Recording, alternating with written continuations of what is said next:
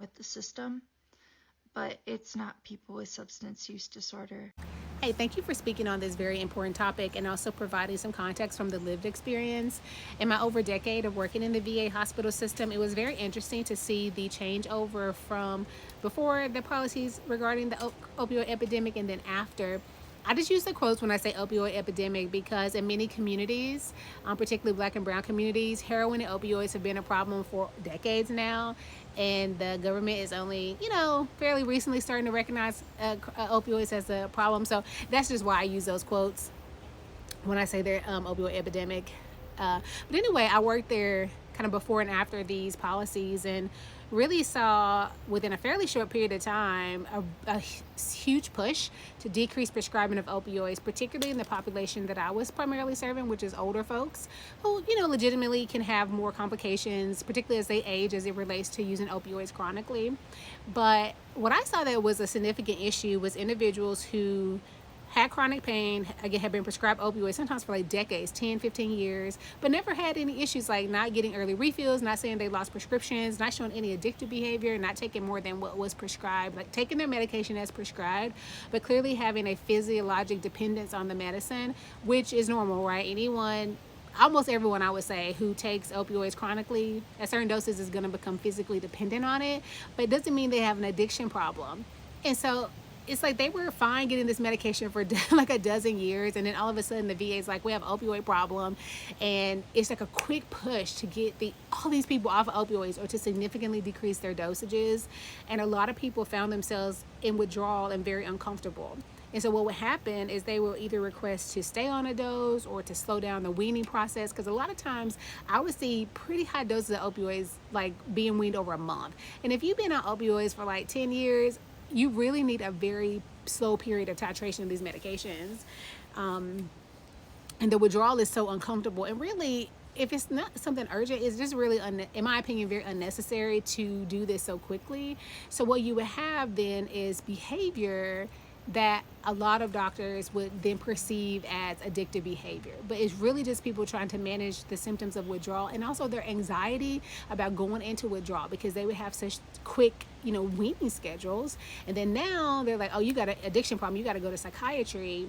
And I think that was very stigmatizing because honestly, some of these people really did not, and I'm going to say some, I think a lot of these people did not really have addiction problems because I would do evaluations and I'm like, outside of the physiologic dependence, there is nothing else here to suggest this person has, a substance use disorder. And then to try to force these people to be in treatment that they don't need, it didn't go very well. And people weren't receptive. But depending on what program you were in, sometimes people would have to be engaged in like this other programming in order to get the medication to be engaged so they could either be weaned off or maybe sometimes also going just to be on like Suboxone chronically. I can't say I would have many people in that situation who would choose to be on methadone because a lot of, again, I'm speaking from my experience in the VA, a lot of VA hospitals didn't have methadone clinics, and so people would have to then go to the community to a methadone clinic. And so if you can imagine, if you were just on like, oxycodone or something for your knee pain, it's not likely you're going to be choosing to go to a methadone clinic. So generally we were managing people with Suboxone or another type of buprenorphine product. But I say all this just to say that I think there are ways if we want to safely, manage opioids prescribing that doesn't have to involve now diagnosing every single person with a substance use disorder when they clearly don't have one, and then requiring them to go into treatment programs when they really don't need to be and it doesn't fit them. And then also, managing their pain, giving them options for managing their pain. Because that's another thing I would see. I'm talking about people who have, bone-on-bone arthritis or just other issues, and the opioids, were legitimately helping them. And then again, due to some of these really policies, because all of it wasn't oriented based on the clinical presentation, in my opinion. And so, but they wouldn't be given any other options. It's like they've been on this medicine. They say it's been helping them. They haven't been using it inappropriately. Okay, there's this policy now that says they can be on it or they have to be on a much lower dose. Now they're having breakthrough pain. They're not able to do the things that they need to do, and not much is given to them as an alternative. So I think if places are going to implement these kind of policies, then they have to have another option to offer people to help them manage their pain that's not opioids then, whether that's other medications, you know, in the VA system where there's actually quite a bit of resources, but sometimes all of it's not available to everyone. So, or it's really hard to get. So I worked in the VA right before the one I left just recently for my new position, and they had an aqua therapy program, and so many people found that to be helpful. People, particularly like with fibromyalgia, other musculoskeletal type pain. I can't say I would have people maybe with neuropathy necessarily, but definitely those like musculo kind of skeletal conditions would find that to be so helpful. But it was hard to get into. They had like such limited availability, and then you couldn't stay in it all the time. Like you could only be in it for a certain period of time, and then you had to rotate out. Or even getting access to chiropractic services. That was something it's pretty new that the VA would cover, but again, it was sometimes hard to get referrals to that.